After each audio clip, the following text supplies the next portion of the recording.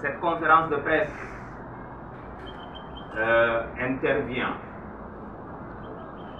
dans le contexte de la situation caractérisée par des violations graves et répétées en Gambie. Mais avant de livrer ma présentation, je commencerai d'abord par donner la parole aux membres du groupe de rappeurs gambiens Kida Ace ici présents, qui vont certainement présenter un exposé en Wolof, s'il y a lieu peut-être de le résumer en français et en anglais. Ensuite, je ferai un exposé également exhaustif sur la situation des droits de l'homme et des libertés fondamentales en Gambie. Avant de donner la parole aux journalistes, je vais donner la parole à la représentation de l'article 19 qui a bien voulu répondre à notre invitation et qui est notre partenaire avec qui nous avons travaillé sur la Gambie, avec qui nous avons organisé des activités conjointes durant les précédentes sessions de la Commission africaine des droits de l'homme et des peuples en Gambie. Donc nous cheminons depuis de longues années et nous continuons le combat à côté de tous les Africains et de tous les démocrates du monde aujourd'hui qui se battent. Donc sans plus tarder, je vais donner la parole à nos amis qui vont ouvrir cette conférence de presse par un exposé. You have the floor.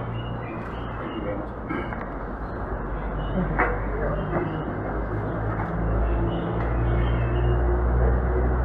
Yàlla def na nag biir Gambie bokk naa si artistes yu gën a nit ñi gën a ràññee si biir loolu am naa fa lu bëri moo fa taxawal si wàllu mouvement ne hip hop bi foofu noonu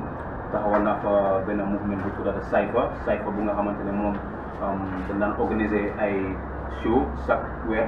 show yoo xamante ne dañ koy def si mbedd bi free of charge pour ndaw yi parce que ndaw yi ñoo amee réew mi ëllëg te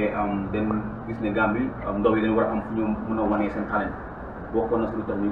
créé mouvement boobu noonu bu tuddati Cypher si biir loolu tamit ñu organise ay rap competition boo xamante ne dañoo mën a jox ndaw yi tamit encouragement jox leen xaalis ak ay gagnement si Kuwin daaw moo ne woon ñaareelu édition bi waaye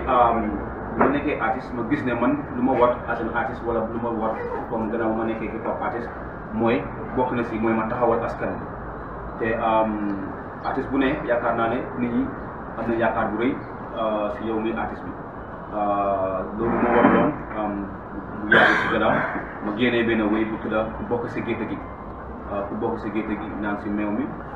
ku nekk si dëkk bi war ngaa am baat si réew mi dama toog bu baax a baax gestu xoolaat si bopp bu baax gis ne représenté naa Gambie si international festival bu am fii Sénégal ñetti at yu teglante ma gis ne amoon na ay jamono dama naan kaas si luy xew si yeneen réew yi exemple Boko Haram bu gars yi jàppee xale yi fële biir Nigeria génnewoon naa benn wéy pour Boko Haram call bring back our girls ñu teg ko àdduna bi yëpp BBC ak àdduna bi yëpp léegi ma toog xoolaat sama bopp ma ne man su dee mën naa toog di wax loo xamante ne mooy xew si yeneen réew yi ba pare ma bàyyi lu nekk suma dëkk kon dama gis ne loolu jikko naa fexal si laa toogaat bu baax a baax parce que tamit yàgg naa kasal public bi waaye nu ma ko defee si bii anam musuma ko def parce que nu ma ko defee si wéy bi muy ku bokk si gétt gi dama jaar si lu nga xamante ne mooy dëgg te nëbbuma si dara laa xamante dara yàgg naa kaasal public bi si wàllum société bi yàgg naa kaas dund bu métti gi yàgg naa kaas comme lu mel ni benn wéy bu tuddaat il faut ñu dem yàgg naa kaas bu tax booy ak jeunesse yi di dem yoon yi gannaaw bi nga xamante ne mooy yooni début bi di dee si yoon bi pour bugg a dem Europe yàgg naa see wax te yàgg naa wax lu waral loolu noonu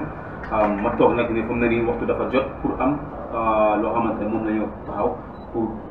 wax luy xew si biir dëkk bi ma jël wéy bi xaaj ko ay xaaj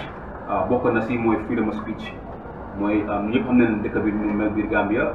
pour wax loo xamante ne moo nekk sa xel wala wax lu nekk sa mind wala nga wax loo xamante ne dafa jëm si against government bi wala du ma wax government bi rek waaye système bi si boppam parce que système bi dafa moo gën a yaatu government bi parce que government bi moo implement système boo xam ne moo indi daal atmosphere of ragal nga xamante ne duñ am sañ-sañ sax pour taxaw wax xam nga te xam ne ne diine lu ko sampa dëgg la waaye suñ demee ba imam boo xamante ne ku mel ni bu bëri ñoo xamante ne teewoon neen leen because of dañ wax dëgg ak ay artistes am na journalistes yu bëri yoo xamante ne dañ daw réew mi because of ne dafa am lu gars yi bind si journal yi loo xamante ne dafa xala critique government bi après tamit wax naa si li nga xamante ne mooy corruption bi parce que gis ne ne corruption bi solo nañu trop wax naa si li nga xamante ne mooy social injustice nag bëri na bu baax a baax soo xoolee bëri na ñoo xamante ne dañ laa téye doo xam fan leen denc gars yi te constitution bi lu wax mooy nit ki soo ko téye lu ëpp 72 hours da nga ko war a bàyyi nga may ko bail waaye am na ñoo xamante ne dina laa téye doo xam fan la gars yi nekk journaliste am na bëri na ñoo xamante ne tamit xam nga loolu dal na leen si wàllu social injustice ak yeneen yoo xamante ne suñ ko naree explain fii duñ fi jógee ma xool tamit ne exemple xaalis réew mi xaalis bu ñu pasaree si réew mi si government bi xaalis yi waa dëkk bi la ñu gis ne léegi dinañ organise ay ceeb noonu lañ ko mën a ooyee ay ceeb di noos di pasaree xaalis di ko mayee di ko sànni fekk am na lu bëri loo xamante ne askan bi soxla nañ ko si wàllu dund si wàllu infrastructure ak lu bëri loo xamante ne daal askan bi soxla nañ ko ñu xool tamit ne ñu ñëwaat si beneen côté muy wàllu musique scene Gambia bi parce que man si laa bokk si musique scene Gambia bi laa bokk ma gis ne musique scene bi néew di avancé te lu bokk si loolu noonu mooy njiitu réew mi di jël artistes yoo xamante ne ay international artistes leen su gars yi ñëwee si réew mi mu leen a may ay millions di leen may ay oto di leen may ay xaalis bu bëri fekk doomi réew mi ak artistes réew mi ñu fa toog te amul loolu noonu ak am ñoo xamante ne ñu ngi sonna te amul lu ñoo lekkee amul lu ñoo reeree amul lu ñoo dundee mu jël xaalis boobu di ko maye so loolu tamit bokk na si lu ma wax si wéy bi nga xamante ne mooy ku bokk si gétt gi lu ma taxaw na jóg nag dara taxut ma def wéy bi lu dut taxawal askan bi parce que waa Gambie ñoom seen boppa lu ma wax si wéy bi yëpp nekk na loo xamante ne mu ngi nekkoon seen xol waaye kenn ñemuñ koo wax moo taxit wéy bi mu ngi génnee yàlla def si mu am buzz boo xamante ne balaa ñaari fan 30,000 people déglu nañ ko si internet bi ba fu mu ne ni ñu ngi wax ne wéy bi lu mu am si ñu ko déglu amul benn wéy bu tolloo noonu si history musique Gambie kon loolu ma di ko sant yàlla bu baax a baax waaye loolu lu ko waral mooy nit ñi dafa am loo xamante ne moo nekk seen xol yi te mënuñ koy wax man ma taxaw waxal leen ko te loolu moo taxoon ma def wéy bi nga xamante ne ku bokk si gétt gi tamit di gërëm tamit ñu fi toogaat once again man suma mission nag du dara lu dul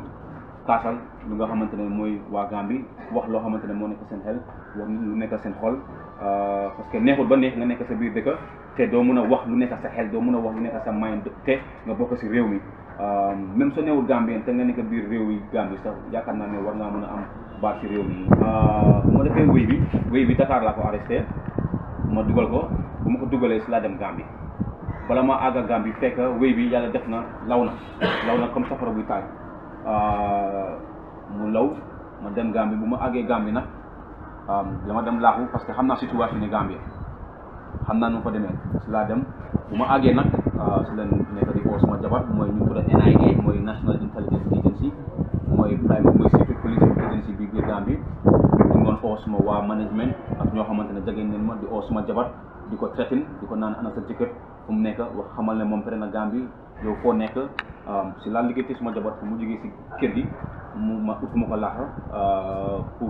mu mun a nekk si jàmm si laa tamit liggéeyante yoon pour ñu jógee biir Gambia pour mun a ñëw Sénégal fii nii toog fii nii lu waral loolu tamit dama yaakaar naa ne su ma neexoon mun naa toog Gambie lu xew mu xew waaye artiste la te nit ñi yaakaar neen ma te dama yaakaar ne ma nekk si environnement boo xamante ne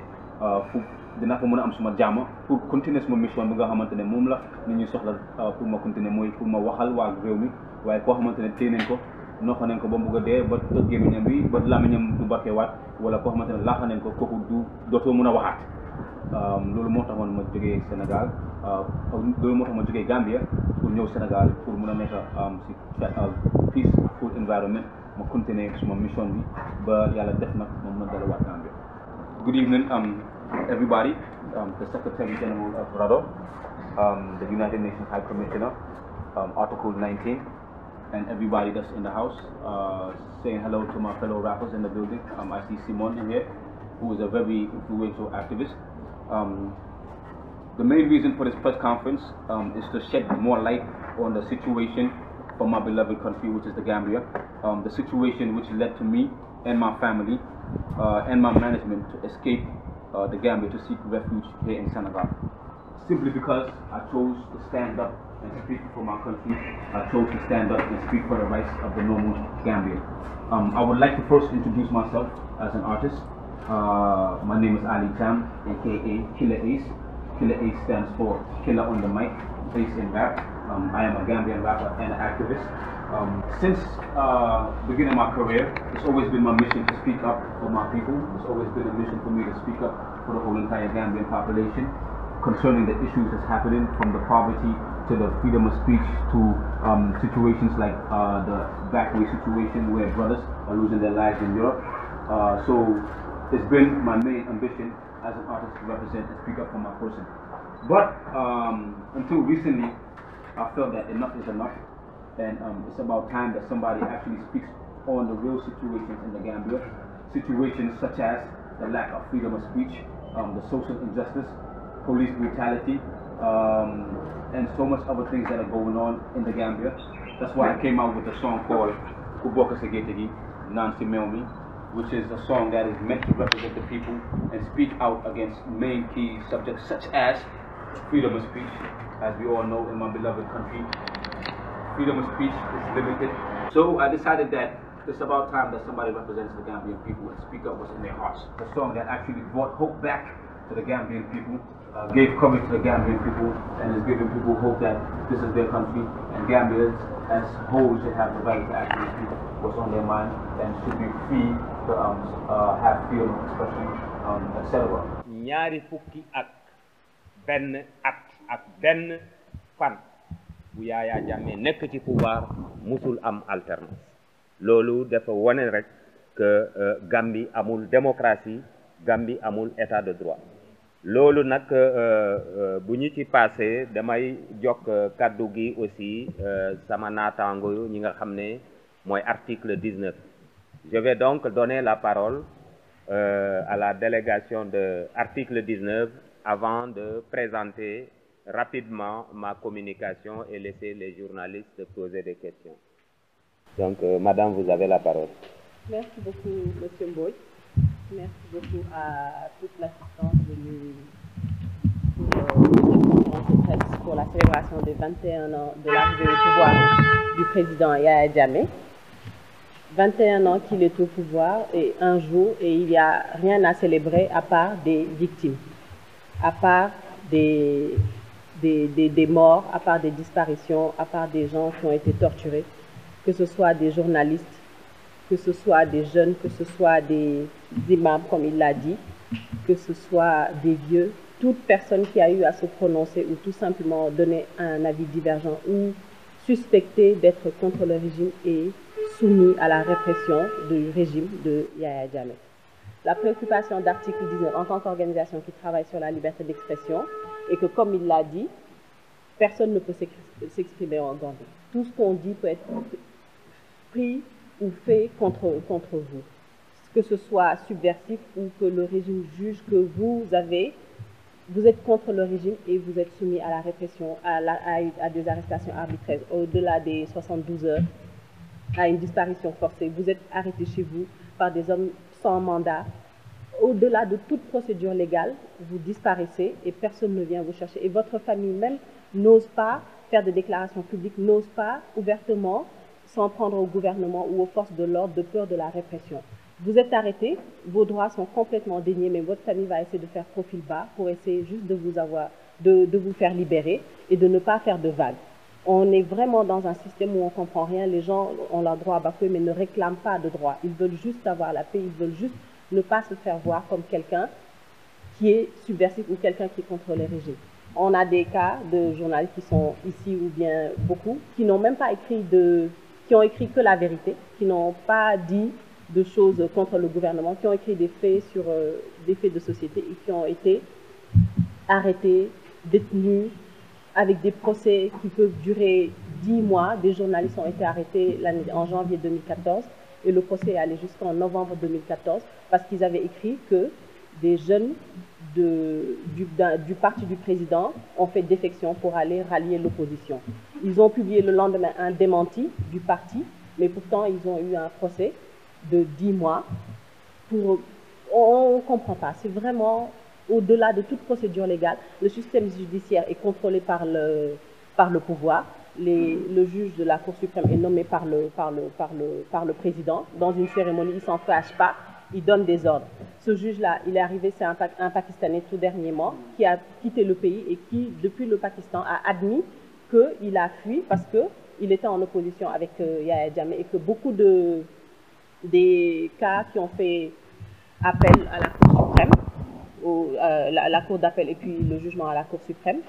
ils ont acquitté ces gens-là, ils ont cassé le jugement et puis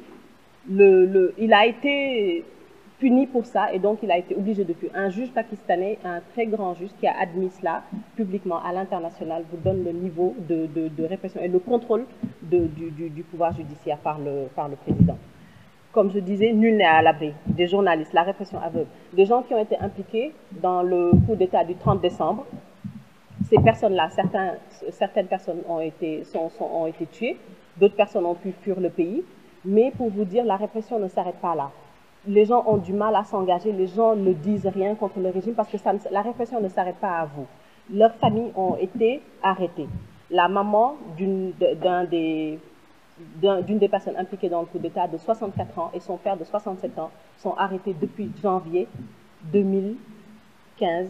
parce que leur fils était impliqué dans la tentative. Si on n'arrive pas à vous avoir, on aura toujours votre famille. Ça vous donne le niveau de répression et le niveau où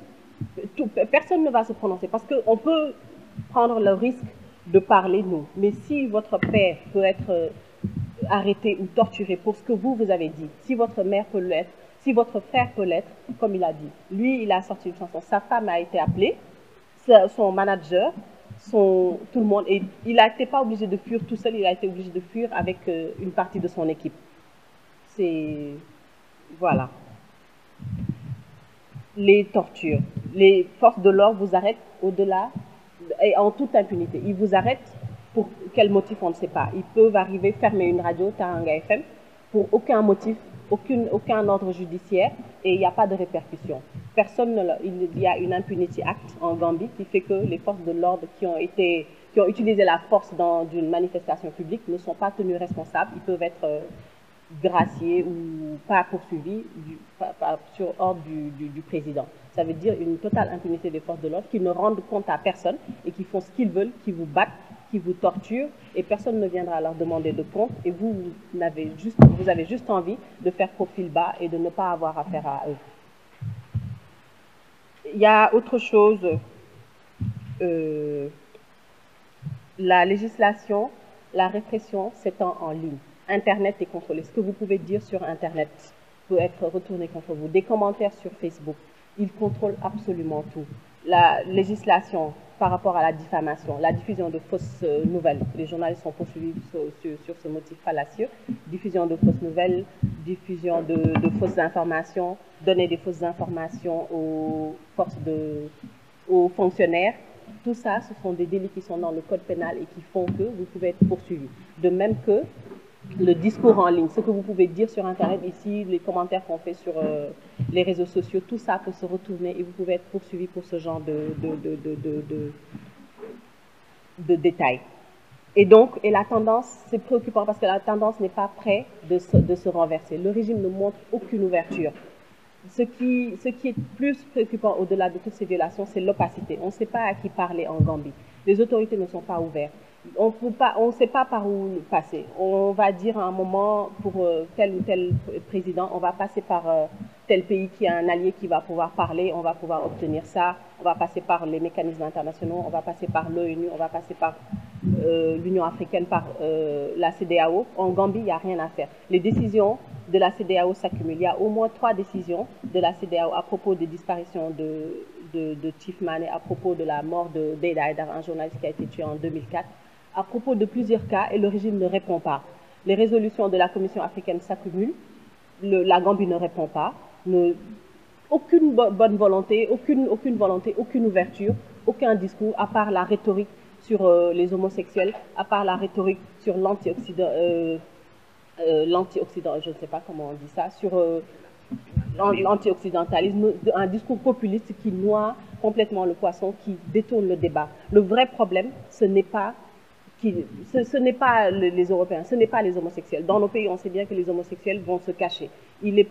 Aucun homosexuel gambien, je pense, ne viendrait dire ouvertement au président « je suis homosexuel » pour qu'il ait un discours aussi radical au point d'aller à l'ONU et d'occulter les vrais problèmes des Gambiens, ces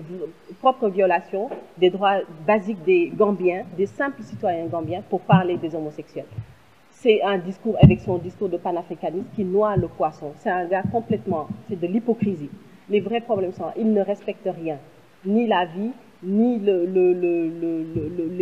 les procédures, tout simplement. On nous parle de rhétorique occidentale. Non, c'est la législation gambienne qu'il ne respecte pas. Quand on garde les gens au-delà de 72 heures, quand on torture les gens, tout ça c'est interdit par la constitution gambienne qu'ils ont adoptée,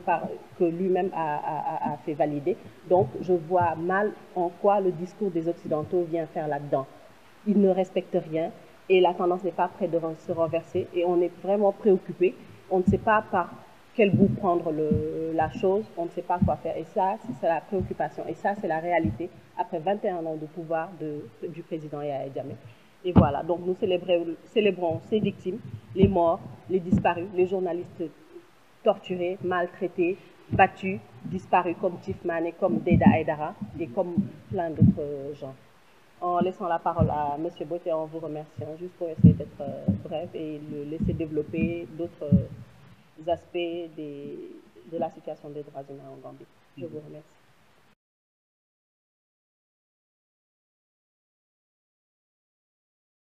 Merci Madame, je pense que vous avez déjà fait également un exposé qui montre la précarité de la situation en Gambie. Je voudrais simplement dire que en ce qui concerne la RADDHO, nous avons travaillé avec le groupe de rappeurs gambiens Killa Ace depuis au moins leur arrivée au Sénégal. Et nous avons également eu à échanger sur la situation prévalant actuellement en Gambie. C'est la raison pour laquelle nous avons estimé nécessaire de convoquer cette conférence de presse. 21 ans après le régime de Yaya Jammeh, 21 ans qui sont marqués par des violations graves et répétées des droits humains, qui se manifestent par des vagues de répression féroces, d'intimidation, d'arrestation et de détention arbitraire des journalistes,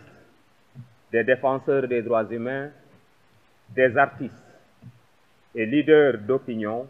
tels que les partis politiques, les syndicats, les associations à caractère social ou confessionnel. Donc, aucun segment de la société gambienne n'est épargné par la répression du président Yaya Jammeh. Cette situation a engendré l'exil forcé de nombreux citoyens gambiens contraints à quitter leur pays d'origine pour des raisons de persécution, de sécurité physique, de restriction de leur liberté, sans compter les menaces à l'égard des membres de leur famille restés au pays. C'est pourquoi, depuis janvier 2015, la RADDHO a enregistré plus de 50 réfugiés gambiens, dont les dossiers ont été traités par son département qui s'occupe des droits des réfugiés, demandeurs d'asile, migrants et personnes déplacées. Au-delà de ces considérations, le régime de Yaya Jammeh se singularise par l'absence de l'état de droit et de la démocratie, car il n'existe pas de séparation et d'indépendance des pouvoirs exécutifs, législatifs et judiciaires en Gambie. Pour preuve, 2 juges de la Cour suprême de la Gambie viennent d'être récemment limogés après des critiques de cette juridiction par le président Yaya Jammeh qui leur reprochait d'avoir commué des peines de mort en vie. En avril 2013, les modifications du code pénal adoptées par l'Assemblée nationale gambienne ont alourdi les sanctions pour toute personne qui donne de fausses informations aux fonctionnaires.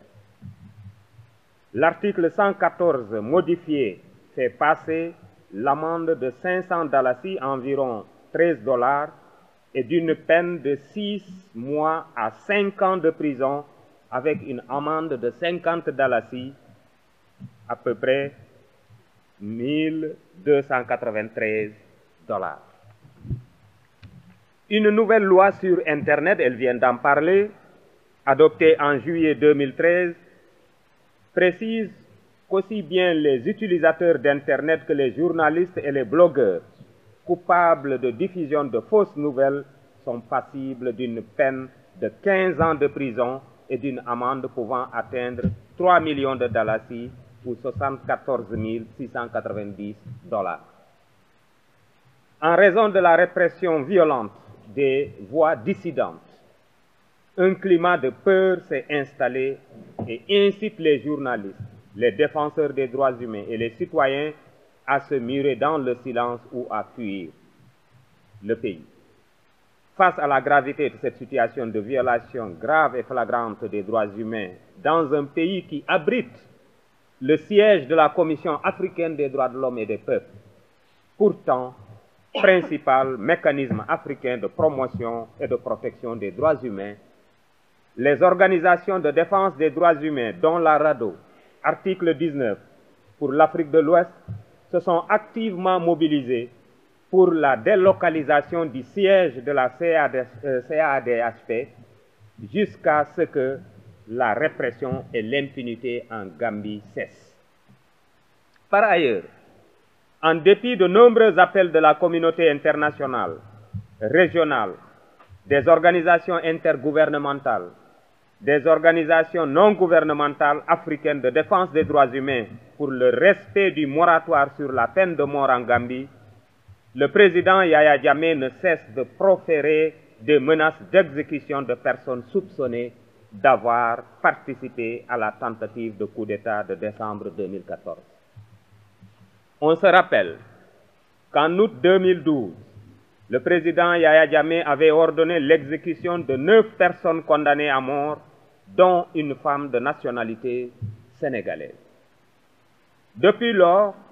les familles des personnes exécutées n'ont pas pu accéder au corps de celles-ci pour faire leurs funérailles,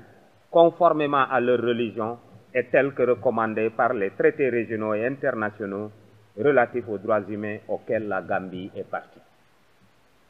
Cette série noire d'exécutions des condamnés à mort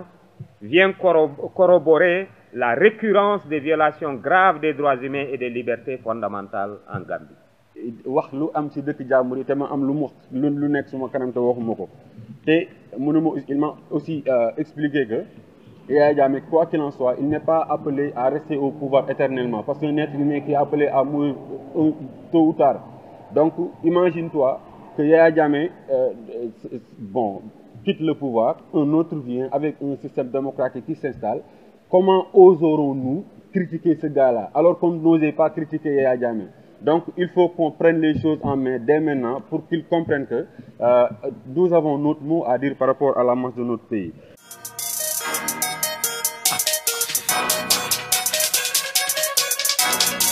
Si gerte gi naan si meew mi ku bokk si dëkk bi war ngay am baat si réew mi ku bokk si gerte gi naan si meew mi Yes, can people? Okay, that's a very interesting question because the answer to that is yes. Because when the song went out, it was actually a song of liberation to the people. This is something that everybody had been waiting for. It was something that was in everybody's heart. So when the song went out, it went viral. I mean, even though it was banned from the radio, banned from all public media, there was this guy who's been arrested for playing a song on radio. His name is Abdullah Cisse. As I'm speaking, he's in detention right now. And the song that he played led to the arrest of his first arrest, because he'd been arrested twice. So the first arrest, the song that he played, which is Kuboko Segetegi, was part of the reason why they arrested him. But despite that, the public itself seemed to have a little bit of hope after the song came out, because everybody has it in their phones. Even people that are close to him, which are soldiers and people in the military, students, grown people, old people, have the songs in their phones. And apparently, they sent me a video where people are in the streets actually playing the song freely in their phone without even no headphones. And just like last week, I received information that the biggest nightclub, or the most popular nightclub in Gambia, I don't want to say the name, but they played the song during the Eid festival. And when the DJ played the song, the place just went on fire and everybody was just chanting the song line for line, to the extent where they went and gave the DJ money for the DJ to play the song again. You know, so that alone basically is going to answer your third question. I think that the song is going to bring changes? Yes, I really believe the song is going to bring change. What kind of change? Is the change of giving people hope, because change starts is a gradual process. People have to have hope first inside of their hearts, and after they have hope, then we can take it to the next level. But the main objective of the song was to actually bring hopes back to the hearts of the people, and that right there has been accomplished. And hopefully, with the mission continuing, we can take it to the next level where people will actually have the freedom of speech, and people will actually have the guts to speak out in the public, or speak out based on what the song was meant to be, which is to express the freedom of thought and expression of the individual Gambians, since Gambia is our Gambia. Killer is, you are not the only Gambian artist in the Gambia. And then, you know, we have seen that a lot of Gambian artists are singing praises to Jammeh in order to get something. And you say no to that. And then you are facing the repercussion now. What motivated you to, you know, sing this song that is now rocking the entire country? Thank you, Mr. Staley. That's a very, very interesting question. To keep it honest, I started music with a mission. I didn't even start it off for the money, even though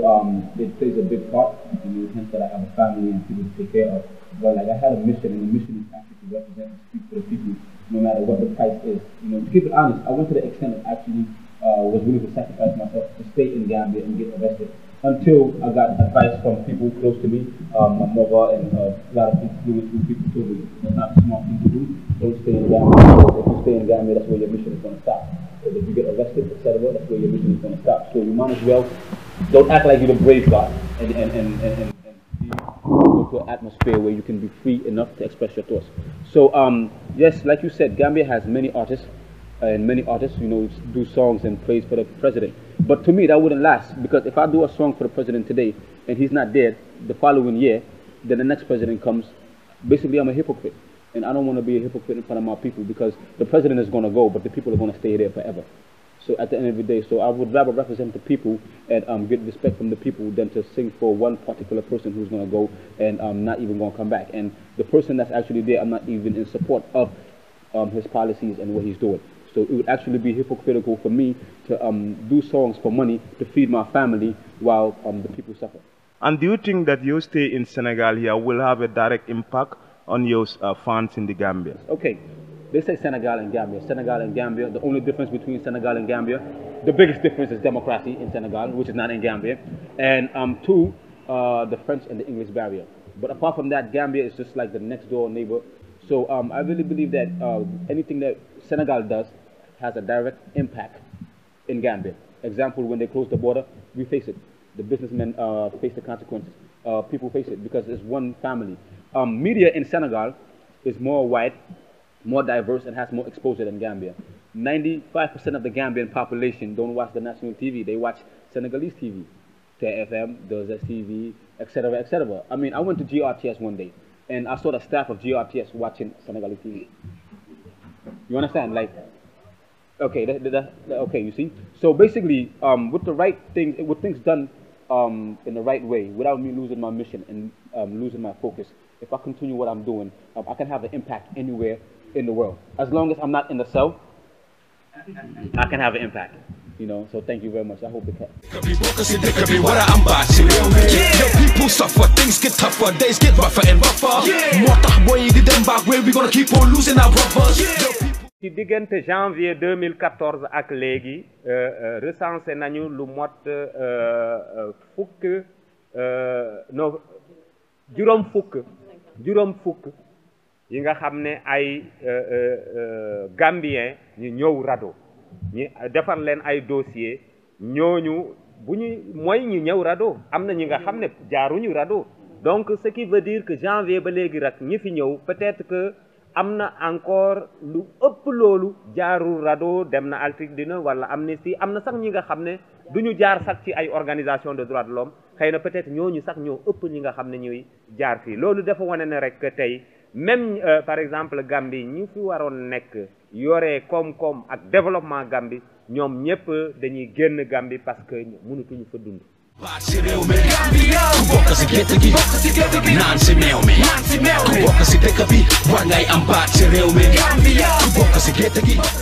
duñu bëgg nga wax duñu bëgg nit ñi yëpp duñu bëgg daal ñoom daal li ñuy bëgg mooy dox ndànk wax ndànk ba nguur gi yërëm leen delloo leen seen nit te donte nguur gee ko tooñ waaye ñoom na leen delloo seen nit rek bu ñu ko dóor bu ñu ko rey nañ leen ko delloo donc ñoom xooluñu àq xooluñu yelleef comme bu doon fii ni ngay wutijee avocat nga wut monsieur Diop monsieur Mbodj RADDHO di jéem a wax ju bëri pour ni da ngay mettre pression du gouvernement loolu du fa am da ngay noppi dox ndànk wax ka li ka neex ba ñu bàyyi la sa nit mu nekk ci jàmm ñoom seen bopp seeni décision wala lu ñu décider wala lu ñu wax ñoom bu ñu ñëwoon par exemple nañu arrêté nit ñoom seen bopp gouvernement boo leen laajee tamit duñu la tontu kii wax na ko bu ñu arrêté kenn da ngay dem police bi waaye inspecteur police bi wala ki jiite police bi amul droit tontu la dara ragal na Yaya Jammeh ndax moom bu la tontoo wala dara génn wala ci cas bi ñu ne moom moo ko wax te moom tamit day amaat lu ko dal donc yow ñu bëri ngay protéger nit ki ñu tëj ak ki nga xamante ni moom sax autorité la dëkk la parce que kenn amul looy def kenn amul looy dindi Yaya Jammeh mooy def mooy dindi mooy buum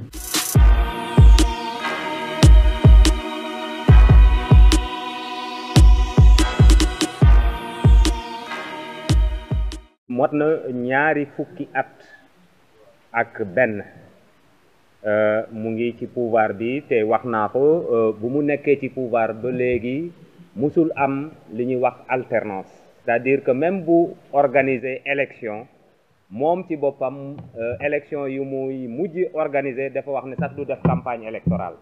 wane na ni que moom élection yu muy organiser mënuñ ko perdre dafa wane ne que donc amul sax élection dafa mel ni que dafay woote élection mais loolu amul ci mbirum aussi ak yelleefu doomu aadama xëy na sax Gambie bu mu jëlee nguur gi en 1994 ñu bëri dañu amoon yaakaar ne moom sax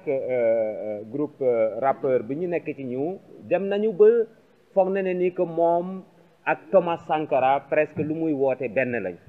mais bu ñu gisee nu mu yàggee ci nguur gi at bu at fànn ak fànn situation bi day gën a métti tax na ne ba finalement lu ci gën a fës mooy ci atum août 2014 yi nga xam ne bu mu faatee juróom-ñeenti doomu aadama mu am ci sax yi nga xam ne suñu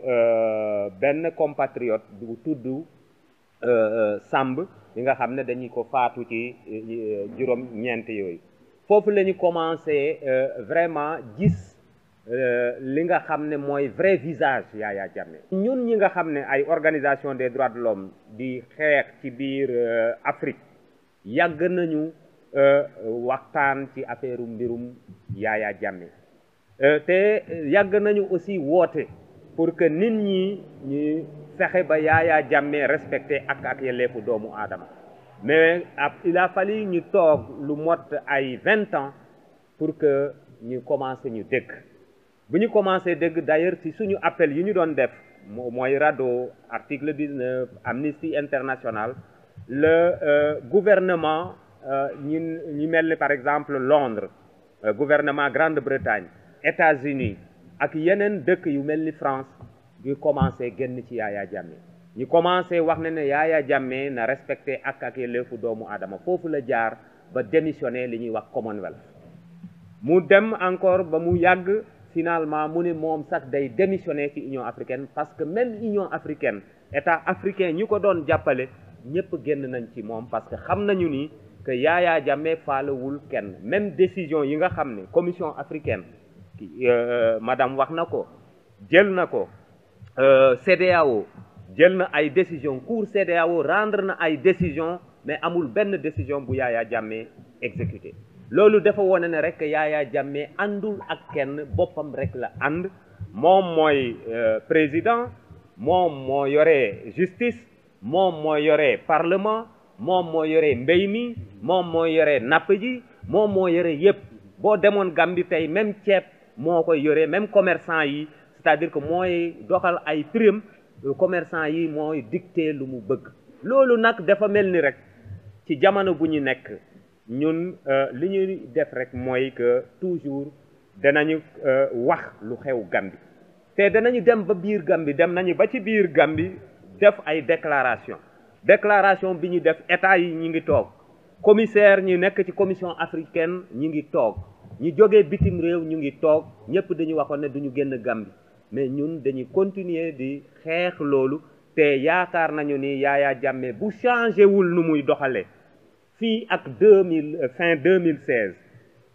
mun naa wax na ne ni que situation bi da koy ëpp doole parce que ñëpp ko bàyyi Union européenne bàyyi na ko Nations Unies bàyyi na ko CEDEAO aussi amatuñu kooliti ci moom Union africaine donc dana nekk ay dëkk bi nga xam ne isolé te amul benn dëkk te dëkk bu mel ni Gambie bi nga xam ne du point de vue géographique dafa tuuti